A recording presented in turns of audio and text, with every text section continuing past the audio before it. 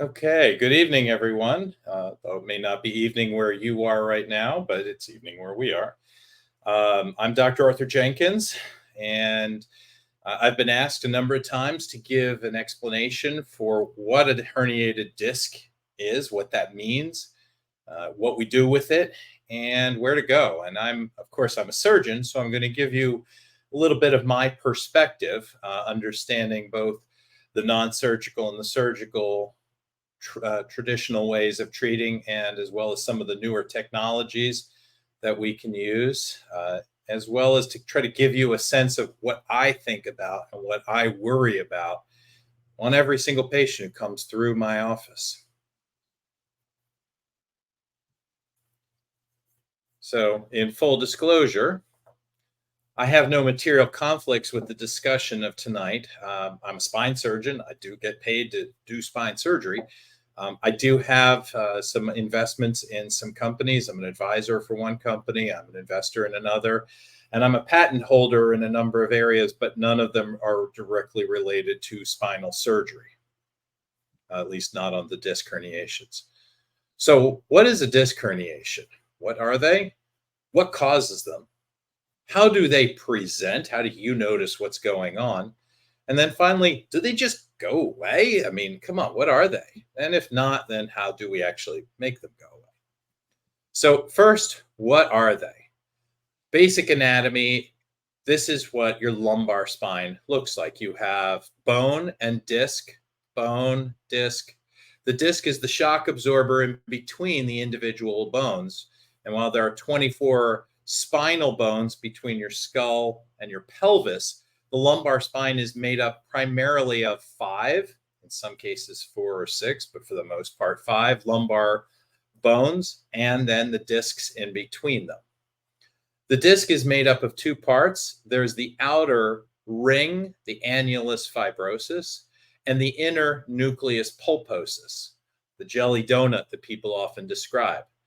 Now, when you get damage to the annulus, a piece of the nucleus, the center piece, will pop out and herniate out and push on a nerve.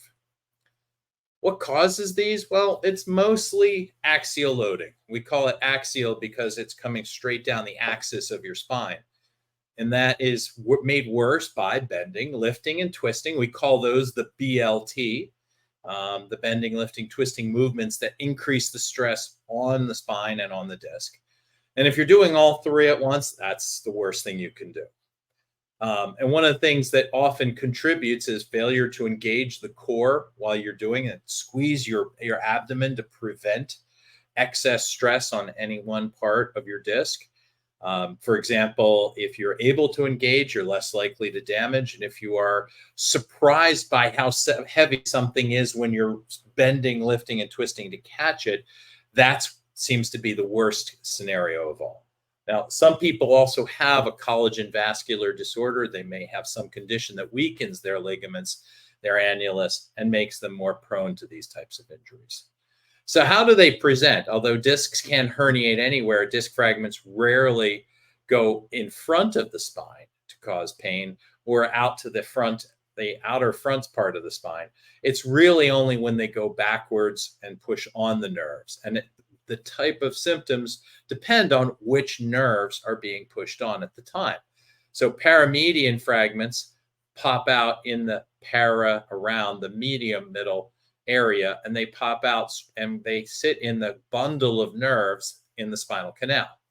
We also get far lateral disc herniations that come out through the side and pinch the nerve as it's trying to squeak out. We call that the exiting route. The roots on the inside, we call them traversing. They're going across the disc, and the exiting route was trying to sneak out before it got caught. And then, of course, the claudication is a term that we use, which just means pain from spinal stenosis.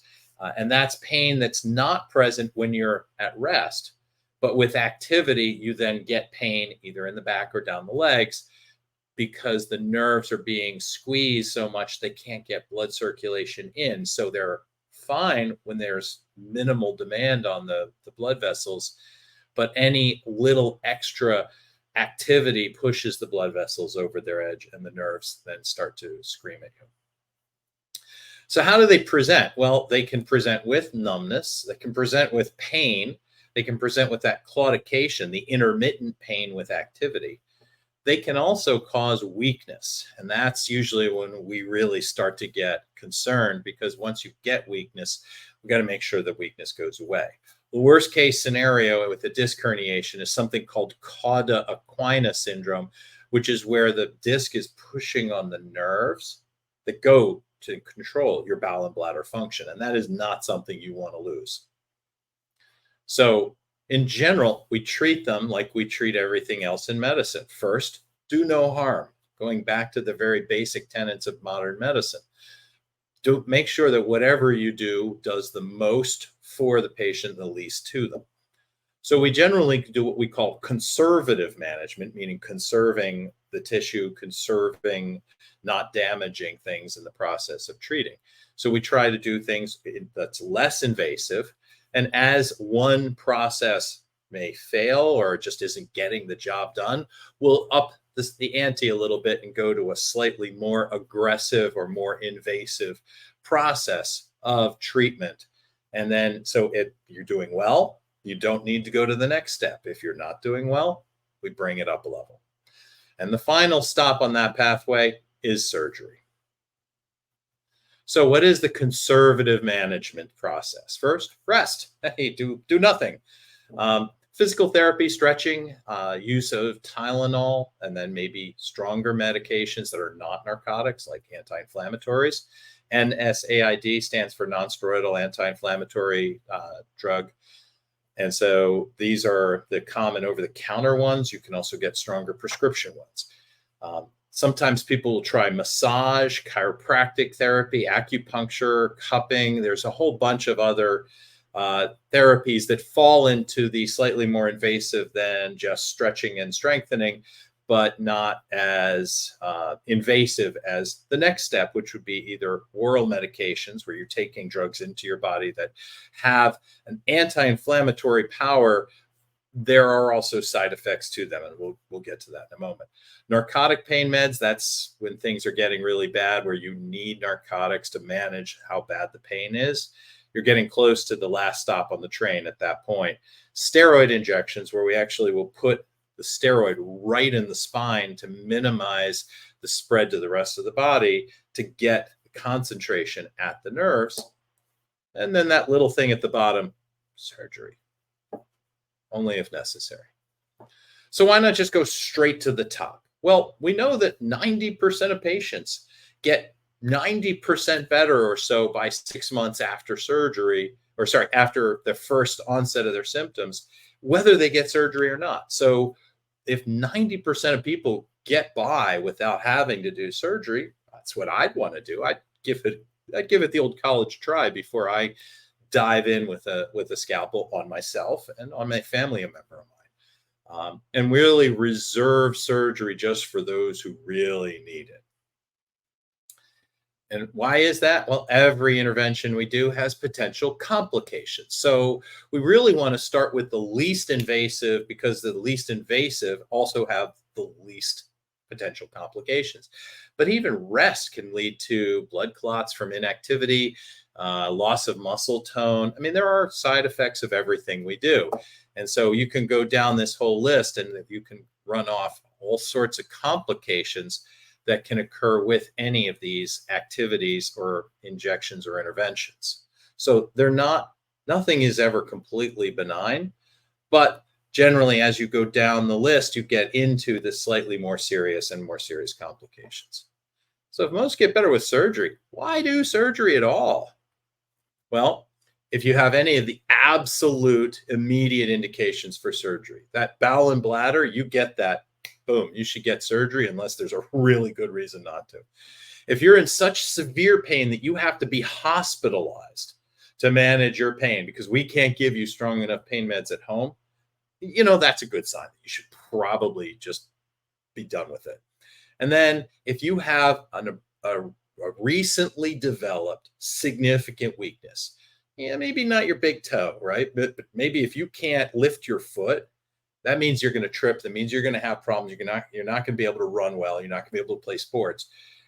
That's not something you want to go on. And we know that the longer acute, just happened weakness goes on, the less likely it gets better, even with surgery. So if you get significantly weak, get attention right away. Get it out. Don't mess around with that. Now let's say that you had the weakness and you were in denial and you didn't want to admit it was that weak, or you were afraid it was that weak. Now it's been a day, it's 2 days, maybe it's a week, maybe it's more. What do you do then? Well, you definitely want to make sure you're getting attention and getting treatment. But whether you get surgery today, a week after this started, or 2, 3 weeks later, your outcome's probably going to be the same. So at that point, might as well just see what you can do without surgery on the short term, unless you have numbers 1 or 2 on this list, in which case you still get it done right away, because those are things you just don't want to mess with. Let's say you're medically or psychologically unable to participate in all of those conservative management strategies that you just would need to do to get better, and you're just not emotionally, physically, mentally prepared to do that. Let's say your lifestyle doesn't allow you to do that. You're traveling. Maybe you're traveling internationally. Maybe you're going on a medical mission or going on a around the world tour, and you're not going to have access to medical care when you might need it. Maybe you want to get this addressed before you go out into the middle of nowhere. Or let's say you're traveling so much you don't have time to take care of yourself and you just need to be better right away. But let's say you just want to get better right away. You don't want to wait. You're willing to take, whatever it is that goes into the surgical risks. You're willing to do that rather than put up with a gradual improvement in your pain level. And then, of course, let's say that just nothing works. You've been doing this. You've given it the old college try. A reasonable doctor has done what they can do for a few months. We'll get to how long that should be, but they've done their best. And now what? Well, okay, you fell in the 10% that didn't get better without surgery. Wait, but didn't I just say that every intervention has complications? Let's talk. Surgery has potential complications. Potential. That doesn't mean every case gets an infection. Doesn't mean every case has something that gets injured in the process, or that you have a problem with the anesthesia that we need to do to make sure we do this safely and not torture you while we're doing it. But life is about weighing the risks against the benefits. If we know you're doing terribly, that's 100% going on right now. If there's a 1% chance of major or minor complications and a 100% chance that you're miserable, that's a decision that most people would make is a reasonable choice to say, okay, I'll take the 1% chance over the 100% chance. So how long do we give conservative management before giving up? And it's not giving up, it's moving on. And the answer is it depends on how bad things are and how your recovery is going. Let's say you're getting better. It's the blue line here.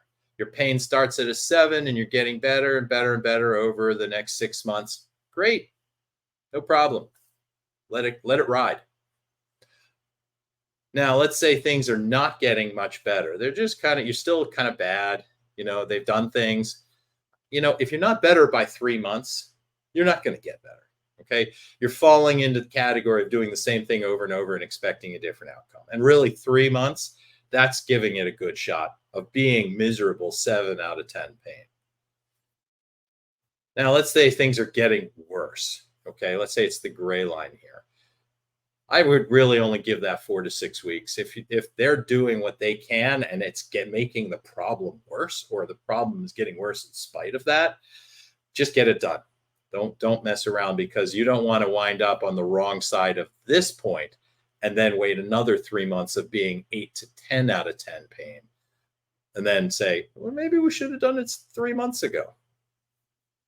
Let's say you suddenly get even worse. Let's say you had pain and now you have a foot drop, more disc has come out, time to get it out. You just can't put up with that because you don't want to have permanent weakness.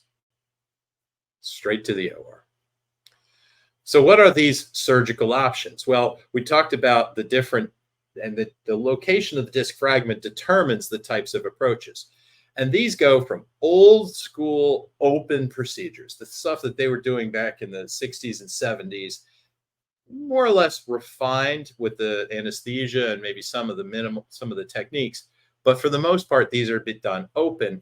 And maybe that's because there's more than one level that needs to be treated. Maybe it's being done because, the only surgeon in your area doesn't know how to do it micro. And you know what? As long as they do it well, the size of the operation is probably not quite as important as doing it right.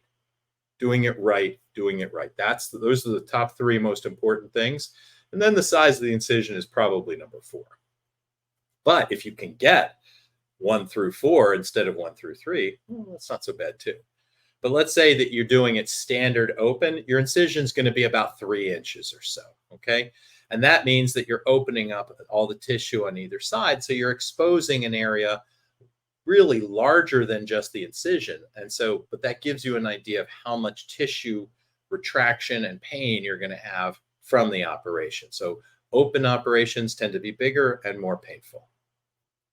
Then there's the slightly smaller, we call it a laminotomy. It's just a window in the spine instead of an ectomy or a removal of the lamina. That tends to be a little bit smaller if you're doing it, quote unquote, open, or what we call with surgical loops, operating glasses, a little bigger than the ones I have on now. Then there's microscopic techniques where you're using an operating microscope and doing it through a smaller incision, as well as using extra magnification you get from the operating microscope to see at depth better, so you don't need to open as big. So what we would call a microdiscectomy, that'll give you about a 1.5 inch incision. So you see we're getting smaller as we add in some of the more modern techniques. Then there's a minimally invasive surgical microdiscectomy, and that's even smaller still. And that's one of them is using this thing called the Metrix tube. There's a number of other companies that do this. The Metrix tube is by Medtronic, and I don't have any relationships with that. Once again, these are for paramedian disc herniations, where we come in through here to remove this fragment here that's sticking into the nerves. Then we get into some of the other newer techniques that are around. And these have been around for about 30 years. So they're not new completely, they're newer.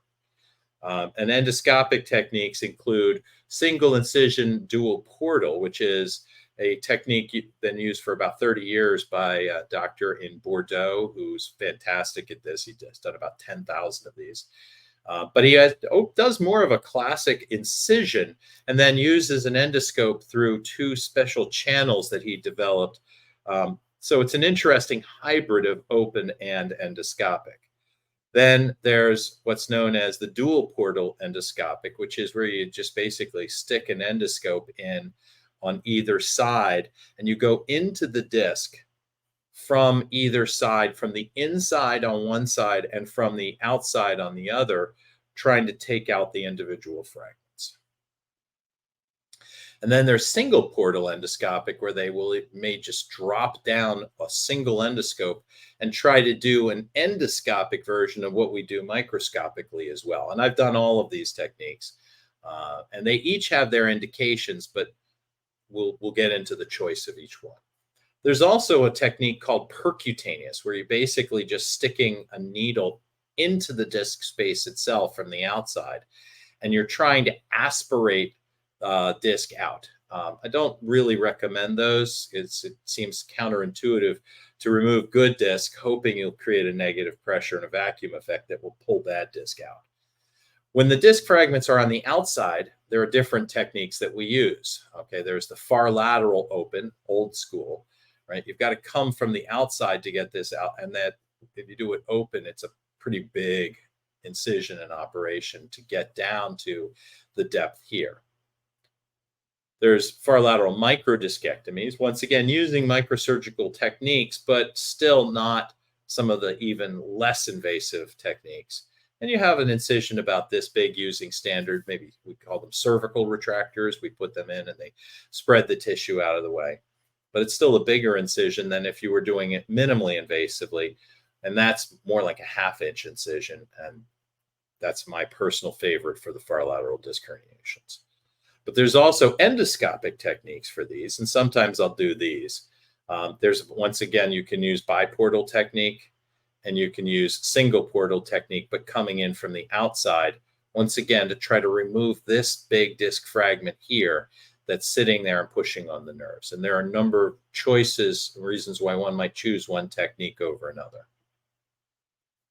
So what are these choices? What are these decisions? Well, so first of all, not everybody is going to have access to 5 different surgeons, each of which is an expert in one of these techniques. So you may just have access to what you have access to, and then you go with whoever is the best in your area. And whether they do it open or endoscopic, you want to get the best person you can to do this. So there's some hospitals in those areas as well may not have a microscope, or they may not have an endoscope tower. So the surgeons, even if they had the skill set, may not be able to use the techniques they learned because they just aren't there in their hospital. And sometimes patients have more than one problem going on at once, so you may not want to do the smallest incision if you've got to open a large area anyway. It may just be better in the long run to open everything. It's quicker, and very often the amount of pain is not that much more than it would have been. And doing multiple minimally invasive techniques on the same patient typically takes about twice as long under anesthesia as it would be if you just did one open procedure. So ultimately, as a surgeon, I want to choose the least invasive procedure that gets the job done. Okay, it's something that is part of my philosophical upbringing of the least invasive. I do the most for you that does the least to you. But I always tell my residents it's a fine line between minimally invasive and minimally effective. That's an important thing to remember. If you're working through a tiny working channel and you can't get the job done, not only have you wasted all the time you spent trying to get it done and didn't, but you can actually damage things in the process if you don't see it well, if you're not facile with all aspects of the technique, and that it can be, you can make things worse. And what I have found and what I have seen from talking to the people who do every one of these techniques at their best is their outcomes are pretty much all the same, whether it's the minimally invasive dual portal endoscopic, uniportal endoscopic, minimally invasive micro, open. They all do the experts all have about the exact same outcomes. They all do, patients do well with a low rate of complications and a high rate of satisfaction. So it's actually probably more important to get the best surgeon than it is to get the best. There's no one best technique. Okay. For example, orthopedic surgeons tend to be more facile with endoscopy, and neurosurgeons tend to be more facile with microsurgical techniques because of the fact that neurosurgeons are taking out brain tumors and doing other minimally invasive and microsurgical techniques. Whereas orthopedic surgeons, during their training, we're also doing knee scopes and hip scopes. And so they're very facile with using an endoscope in a surgical field.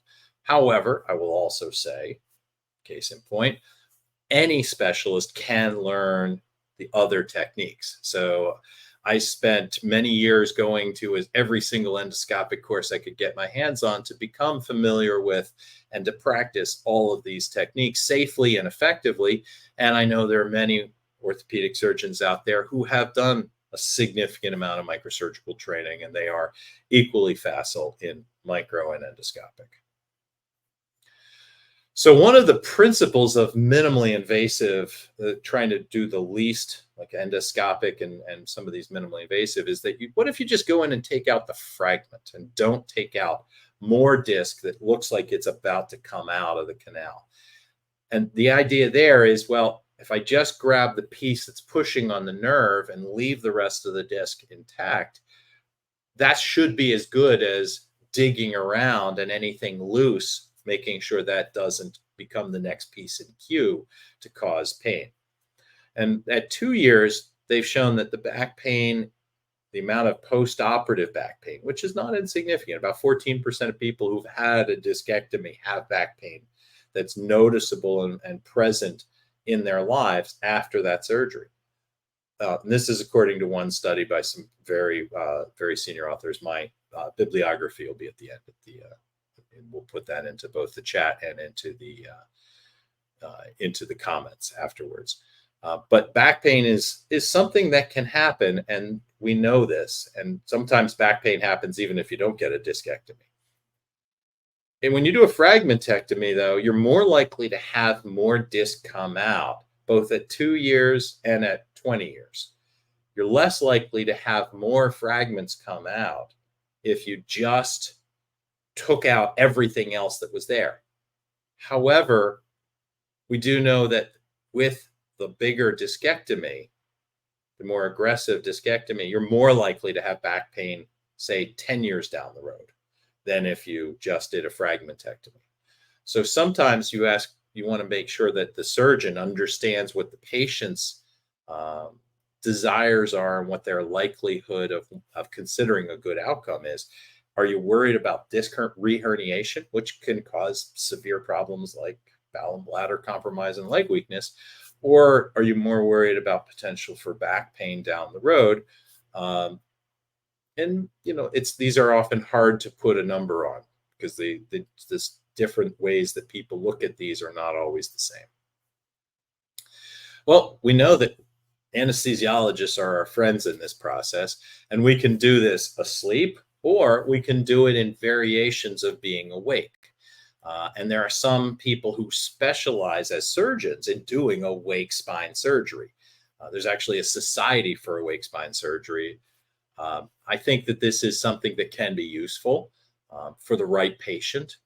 But I would say 95% of my patients are sound asleep and enjoy being so and waking up and finding out that it's done. About half of the ones that we do not asleep, they're not really awake. They're more kind of like in a deep kind of a twilight anesthesia. But some we may want to have them partially awake to both be able to interact with us, but also maybe from a medical point of view, it wasn't a good idea to put them under general anesthesia. So what happens after you get your spine surgery? What to expect after you've had spine surgery? Well, sadly, there is no uniform guidelines. There's no the AAOS, the AANS. There's no specific guidelines that say this is what everyone should do after they've had discectomies. So we don't know exactly. And so it tends to be more surgeon specific. And I'll get to mine in a moment. We don't know what your limits are. I have, for example, Dr. Destindieu in Bordeaux, he gets his patients up right after his discectomy and has them jump up and down to make sure there aren't any more disc fragments pushing on their nerves. Whereas most of the surgeons I work with would turn over and probably have their head spin around if they saw a patient do that. My general rule of thumb is I don't want them to move much because I don't want them to break something else off. But some people look at it the other way around. Does everybody get physical therapy? God knows. So many of my patients tell me that they just had surgery and they had no follow-ups, let alone physical therapy. Do you need to put a patient in a brace after a discectomy? I know some surgeons who do. I don't, but some do. And some don't even see their surgeon ever again. Some are lucky to see their PA or NP. Some don't even get that. So in general, if 90% of patients get 90% better with surgery, what's important for making you to as much to improve that outcome as possible? Personally, I tell you, no BLT, no bending, lifting, twisting, and no more than 8 to 10 pounds of lifting for those first 6 weeks. That means no carrying your kid, no picking up the dog, no putting your suitcase up in the overhead compartment. Okay, think about this. Do you really want to do those things that cause disc herniations when your spine is still healing up, right? It hasn't quite sealed the scars of where the disc came out. let it heal. That's my philosophy. After 6 weeks, that seems to be the sweet spot where you don't want to go too long. You don't want the muscles to get weak. So we want to start you on core strengthening therapy after 6 weeks, but not before. And then I'm going to follow you for anywhere from 6 months to a year or more if there are other issues that we're worried about. Um, I want to know how you're doing. I actually care, but I also can't learn from you if I don't have access to you. So it's for everybody's best interest, and there's no way I can make sure you're having the best possible outcome if I'm not tracking that outcome. So to me, you're in my orbit until I tell you you are clear to leave my orbit and, sail off without my further guidance. What's new? What's coming around the corner for disc surgeries? This is a new device that's been FDA approved to try to prevent pieces of disc coming back out and having a reherniation. This is called the barricade device, and it has been shown to reduce the incidence of reherniations for certain size defects. Depends, so it's very specific to what the surgeon finds at the time of surgery. And there's also been studies showing that amniotic tissue membranes and amniotic tissue materials that are derived from the material that was expelled after a delivery. So it's natural childbirth or a C-section, and then whatever's left over, that tissue can be processed, and it has proteins and other materials in it that promote healing better than if you didn't use it. And so I use it in some other experimental methods, but it's actually been shown in disc herniations surgeries to improve outcomes in a number of different ways. So that's something that's starting to enter into the discussions. What's just too new? What sounds good but isn't quite ready for prime time? Nucleus replacement. Putting in a piece of gel to replace the lost nucleus pulposus, the lost disc fragment. It would be awesome. It'd be fantastic if I could just pump that disc back up when I was in there. This has been tried for 60, 70, 80 years. I mean, there was unfortunately JFK Jr. Not JFK Jr. JFK Sr., the father, the president. He was reported to have had Fernstrom balls. Back in the day, they thought, hey, let's put metal balls into the disc space so that you can use it like a disc. Well, that didn't work out too well for him. And so that fell by the wayside, but people have been sticking stuff inside disc spaces, trying to reconstitute disc. We may get there soon. There may be some replacements on the horizon, but it's a pretty distant horizon. Right now, it's not ready for prime time. And stem cells into the disc space is also something that's not FDA approved. And I've seen some pretty crazy things. I saw one pain doctor who actually went through the dura with his injections of stem cells into the disc space. I don't recommend that. I don't recommend anything being put back into the disc space until it's really been adequately tested. This stuff is too wild and woolly. It's not FDA approved, but it's also not FDA regulated. So people can do it if it's available for another use somewhere else. Just don't advise it at this time. This is 2024. If you're looking at this 10 years from now, you may be saying, oh, that's so out of fashion. But I don't have a crystal ball, so I don't know when it's actually going to become ready for prime time. So I reserve the right to change my mind, and I'm hoping to someday. What's not a treatment for an acute disc herniation? What should not be done for sciatica caused by a disc fragment pushing on? You shouldn't be doing an artificial disc for that. Artificial discs are FDA approved for back pain management. It's a chronic problem. It's not an acute problem. There are people who have done it. I do not recommend it. This is my, as a surgeon, advice for people. It's what I would not have done for me, nor would I let any family member have this as a treatment for a disc herniation. I would do the disc treatment. I would remove the disc fragment and see if they still have back pain after that. And then only if they have chronic back pain would I do an artificial disc. And I've done them and they do well for the right indication. Same thing, spinal fusion. You should not be diving into a disc herniation and doing a spinal fusion unless you have documented that there is spinal instability also present. If the disc herniation happened because of severe spinal instability, that's a different story. But that's not what this talk is about. For the person who just has a disc herniation, if somebody's telling you you need to get a spine fusion for it, one of two things. Either they really want to do a spine fusion, whether you need it or not. It have something to do with whether they get paid more for doing a spine fusion, or they're planning on doing the procedure in a way that will cause instability. And you might want to get a second opinion to see if there's a better way of doing it and not having to have somebody put screws and rods in and eliminate motion at a level where the disc is herniated. The only other exception for that is not an acute disc herniation, but you've had multiple disc herniations. The standard there is if you've had 3 disc herniations at the same level, okay, you're a recidivist, 3 strikes and you're out. It's time to say, this is happening over and over, doing a discectomy again and again and again.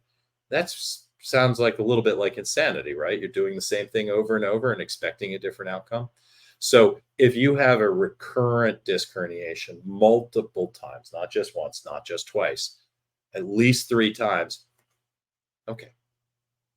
But that's also not the subject of this talk. So don't do a disc replacement. Don't do a spinal fusion for an acute disc herniation. So what happens if everybody was supposed to get better? What happens to the 10% who don't get better? Well, there are many, many reasons. The disc may not be the problem. There may be other neurologic problems in the neurologic axis that maybe the disc was the bright, shiny object on the MRI, but maybe the disc herniation wasn't even causing the pain. Because we know that 40% of people walking around today with no pain at all, just grab them off the street and say, hey, we'll give you $50, get an MRI. We find things that like disc herniations on those MRIs, no pain at all. So not every disc herniation causes pain. So sometimes patients have more than one problem, and you have to dig deeper to find those other problems. And the workup is of these disc herniations and other non-disc herniation problems. That's a separate talk on its own. One of the more common causes of sciatica that sounds like a disc herniation, but isn't, is a condition called Bertolotti's syndrome. And this is a common condition that is unfortunately rarely identified. So it seems like a rare condition. But if you go to the Bertolotti Facebook group, in Bertolotti's education and Facebook group, you will see thousands of people with this condition who heard for years there was nothing wrong with their spine because nobody recognized what was wrong with their spine. And it sounds a lot like a disc herniation. So it's one of those things that I always keep in the back of my mind when I see a disc herniation that maybe doesn't look quite right with the story. And I treat the patient, not the films. So I treat the patient with films. All right. I got to get films of the patient and I use the films as the guide. But the films don't determine the condition and the surgical treatment. The patient's symptoms do. So it has to line up. The story has to line up. So there's so many other things and so many other reasons why patients don't get well after a discectomy that it's really important to go to somebody who understands that if you're not getting better. Well, not the least of which is sometimes the confidence of the surgeon exceeds their abilities. And maybe things didn't go as well as expected, and there might be still some disc left over. There's also other complications that come, and some surgeons are, not as good at it as others. And, 50% of all surgeons are below average. So it's important to make sure if you didn't get the outcome you were looking for, Don't keep doing the same thing over and over. So, in conclusion, we know that disc herniations are benign process. They're not cancer. They're not heart disease. They're not going to kill you. They might cause so much pain that you really are very frustrated and might say that things like that. But they rarely require immediate surgery. But if they do, if you fall into one of those three urgent situations, do it quick. Don't be in denial. Don't keep doing the same thing over and over. Let's say you get an injection, you get an epidural steroid, and you get better for 2, 3 months. You go get another epidural, and you get better for 2, 3 months. The pain comes back. At some point, stop.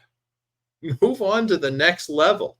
Don't keep getting epidural after epidural after epidural, because for one thing, one of the complications of epidurals is that every injection of steroid you get during your life slightly increases your risk of getting compression fractures later in life.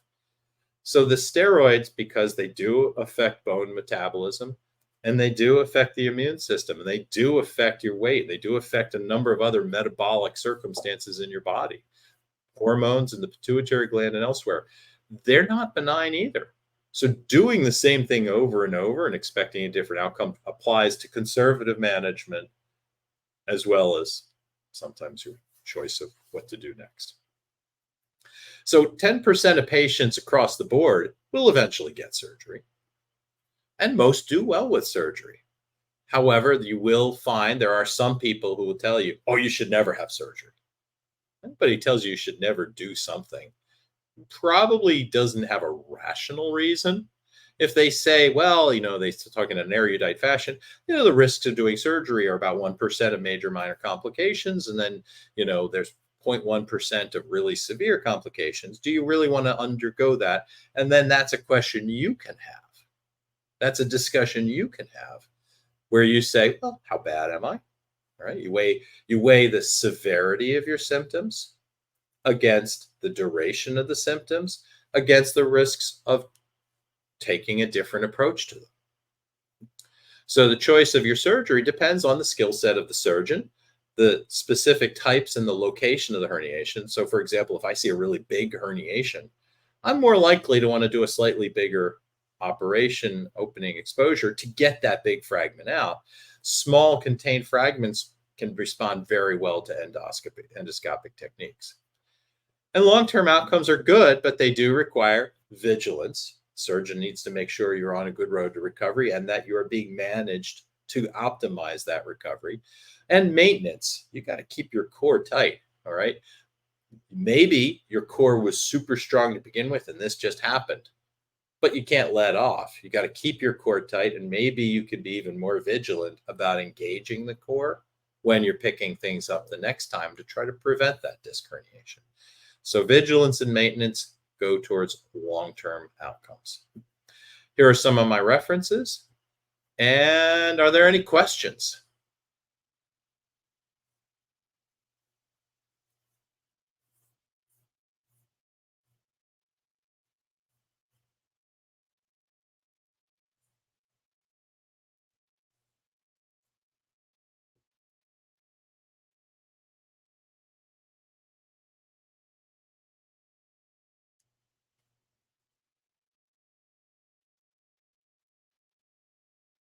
Okay.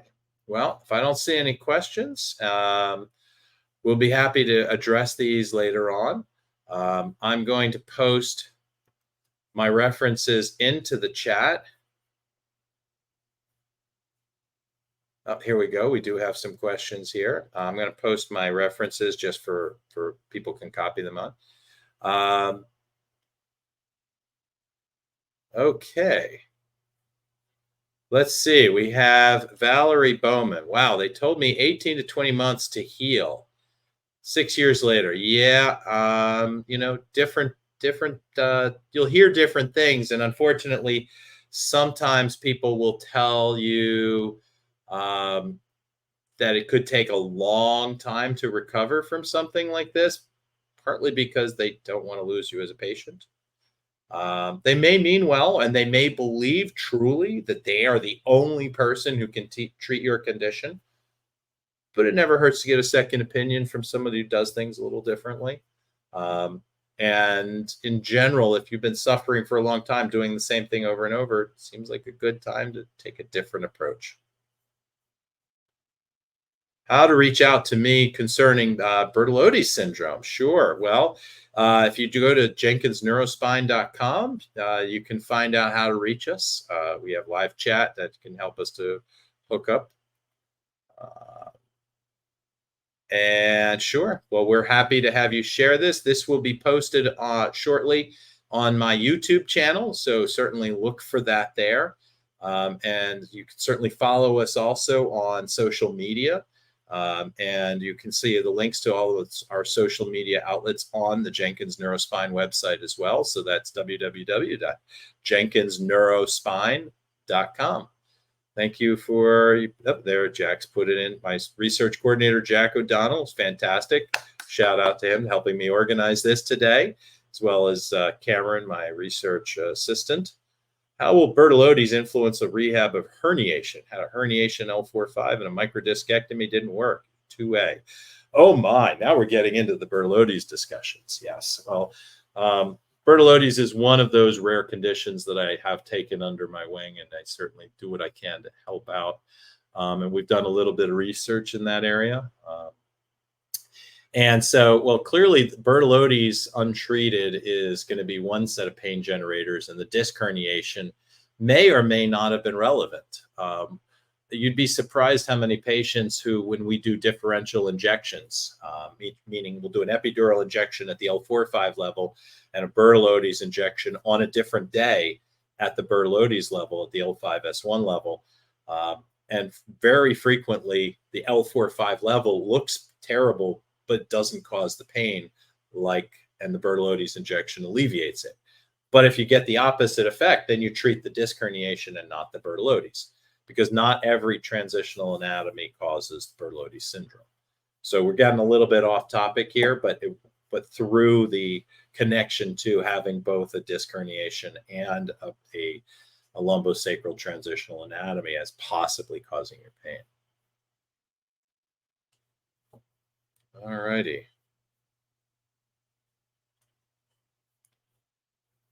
And we will post the into the comments when we post it on the YouTube channel. We'll also have a link to this from my website. Eventually, we're in the process of redoing my website.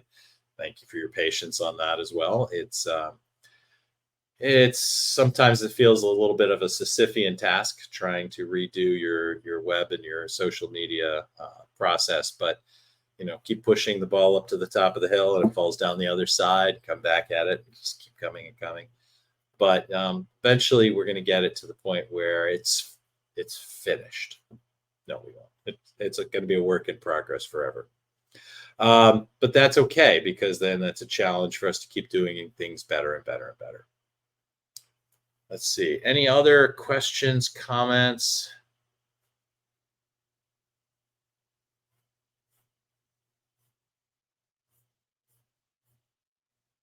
Okay. All right. Oh, wow. Seeing Tracy Briglia. Yes. You've had a spinal fusion 4 to 5. You can certainly, we do the whole spine from craniocervical junction to the coccygectomies. So we certainly, what I try to do is I try to find the problem that's bothering each patient and find the best ways to treat it, the least invasive, most effective. Having a resection depends on which anatomy you have, whether even resection is, in my humble opinion and in my experience, the right treatment choice. I know a lot of surgeons, especially in the first 10 to 20 of those so that they've ever treated, do resections as a first-line treatment. And so I found that some patients just need a fusion. So I developed a minimally invasive fusion specific for Bertolotti's. But once again, we're a little bit off topic. So today's topic, and thank you for your attention, was lumbar disc herniations. a surgeon's perspective. I hope that it's been informative and helpful for you, and whether you're viewing it now or whether you're viewing it, downloading it, or catching it on the replay. Thank you. Certainly mash that like button, as they like to say, and certainly refer us to your friends if you think that this might be useful for them as well. Thank you, and have a great evening, everyone.